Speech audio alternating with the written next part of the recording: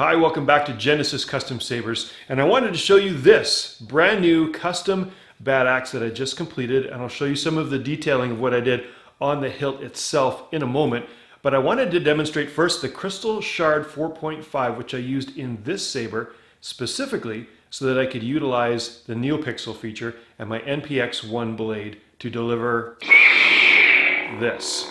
Much brighter blade than standard Tri-3 or that kind of thing. You've of course got your scrolling in and out animations.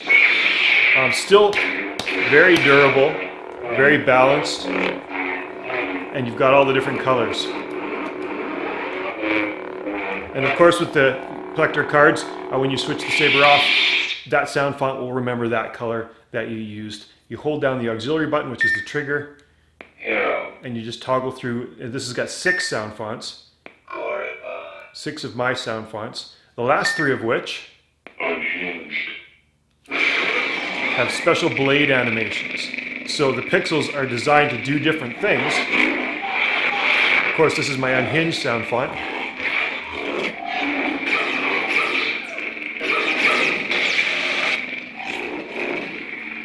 The pixels do different things in the different animations. Very cool effect. And one of the really most interesting ones is the last sound font.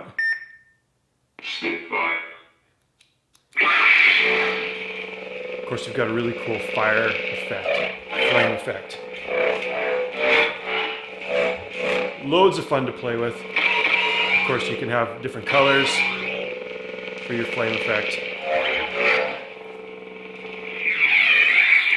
The button blinks. LED is blue in the button, and this saber is ready for full-on dueling. And of course, with the Plecter Pixel blades, the blade comes out. The saber's got all the sounds, but it doesn't produce any light. The LEDs are all in the blade. This video is going to explain this saber and its features, but also serve as the operating instructions for the new owner of this saber. It'll be going up for sale on my website very soon. As you can see, it's got my Firevine etching pattern etched into the grip. And the entire grip and all the parts utilize a new weathering technique that I've been experimenting with that uses chemical agents and abrasion over time to create an authentic antique finish, which is a very real durable finish. That's not a paint or powder coating or an anodizing. And it's what you're seeing here is the actual weathered antiqued metal. So this is my specially new antiqued aluminum. So all these aluminum parts are weathered. The brass parts are weathered as well. I thought for accent colors I'd go with brass screws and CoverTech. So it just gives the saber a genuine antique look to it. Of course, you to operate the saber, you pull out the kill key. It gives you access to the 2.1mm recharge port. You plug in your recharger. That's how you charge up the battery. You can see the segmented blue LED is blinking, indicating the saber's ready to go. You put in the Plecter Pixel blade. You can buy this with one of my NPX blades, or you can get a blade elsewhere. It's got the Plecter Pixel connector, and you can see, you might not be able to see the pins are in there. You insert the blade. It's a nice tight fit. Make sure it's inserted all the way down to make contact with the pins. Your blade retention screw to make sure that it's not going to go flying out through someone's window. The activation button powers it up. Of course, you saw I had it in a flame effect. Last one, you can hit the auxiliary button to get the blaster block or the lockup, and you hit both buttons at the same time to tap them to toggle through the different colors.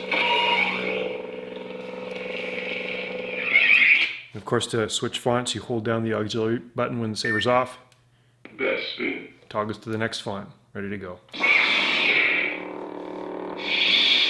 That's how to use this saber. I know some people are using the Spectrum feature with the Crystal Shard version 4.5 so that you can tilt the saber and that'll change the different colors as you orient the saber differently, and then you hit the button to select that. That's a simple change on the SD card. I don't set my sabers up that way because I just tend not to prefer it.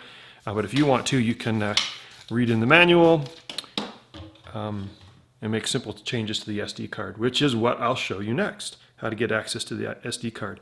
For warranty purposes, I don't permit anyone to take apart the saber.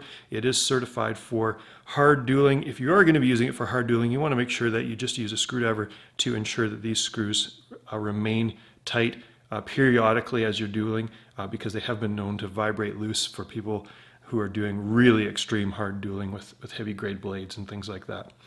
Generally, it's not an issue. To make changes to the SD card in this saber, it's a slotted screw. Now you don't want to lose your nice weathered, aged brass screw, so you want to make sure that you're working over a flat surface. It's a very short 632 1/4-inch screw. So once you've removed the screw, you can simply gently work off the pommel. You see your speakers right there. You can generally just work out the speaker. There's your connector. You don't even have to remove that connector. You can reach inside the saber. You can press the SD card, grab it with some pliers, put the SD card in your computer, make changes to the sound fonts or the programming of the saber, and when you're ready, you pop it back in. So you could change to the spectrum color selection. Now this pommel, you can actually put it on traditional style, or I prefer, this is called Noldrin style. I have screw holes for both orientation. And when you're ready, you just line up those holes, put your screw back in, and again, you want to just take your time with this and make sure that it's threaded properly.